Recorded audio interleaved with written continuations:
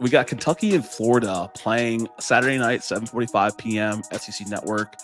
This game I think opened up at 1 under, and it's the over under is 42.5. So Vegas isn't expecting this super high scoring matchup.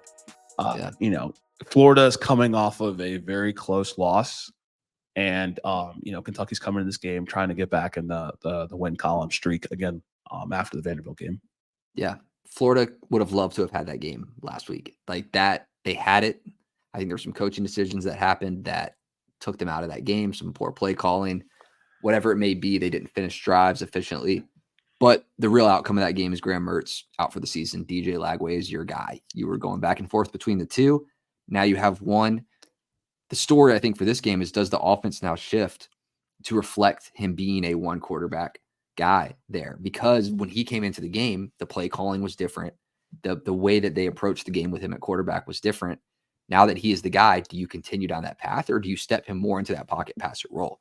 When Mertz was the quarterback, they were passing about 60% of the time, 50-50 with Lagway, opting to run a little bit more. But right now, Montreal Johnson might be out in this game.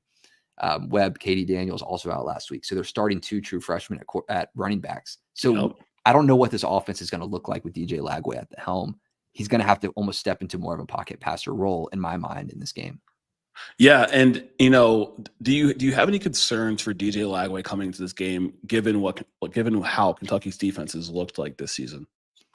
I think so. I have concerns about just the overall ability to do it in a big clip. It's like he can go into the game in short bursts and make great plays because they're looking at something different. But when they know who they're prepping for and they know who's coming out on every drive. Now, the receivers for Florida have been performing and playing better. Running back situation not being fully fledged out right now.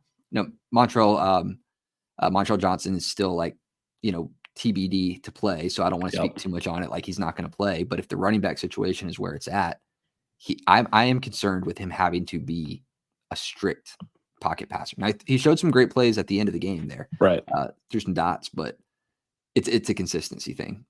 Definitely. And do you think that this Florida defense, right? We did the power rankings in terms of defense on our last episode.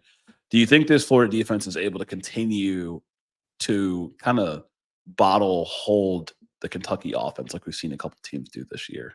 Yeah, I think their goal right now, they've been progressing so much in the run defense.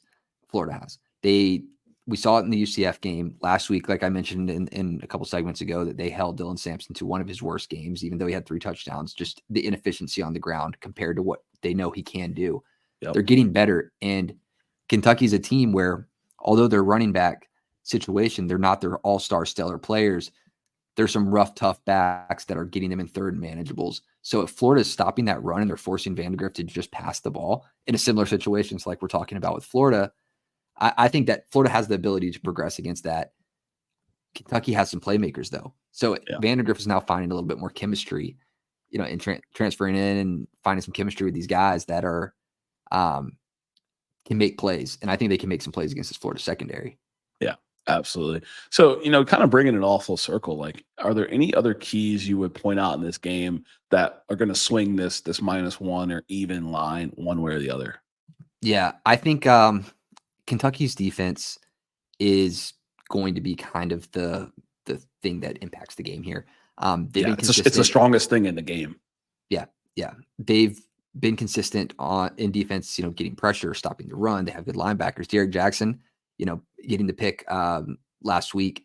They've shown gaps in places, but they have some playmakers, and they have some guys who can make some plays on the ball.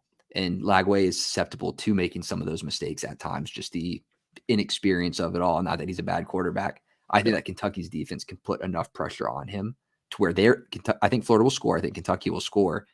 But I think that Kentucky's defense keeps them afloat as the game goes back and forth.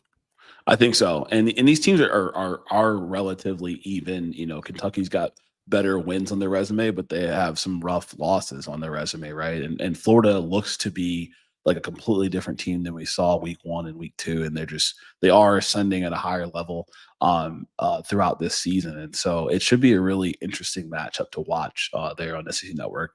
And what's your overall prediction on this game? I like, both teams coming off of a loss. I like Kentucky bouncing back from the disappointing loss to Vanderbilt. Taking the game in the Swamp, 27-23. I think the over hits on the game. I think that the defenses that they're expecting to see in this game, it's getting later in the year. I think there may be some ways to get some points.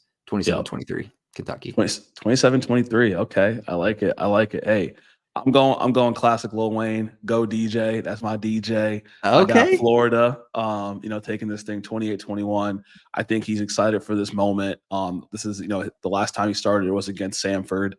Much different type of opponent, but he showed out. I think that, this is going to be the worst he will ever be as a collegiate quarterback, and he's pretty damn good. So Yeah. I'm going with DJ Lagway in Florida in the Swamp. All right. Yeah. We will be watching that one. Second TV maybe. But Yeah, we'll be watching. definitely.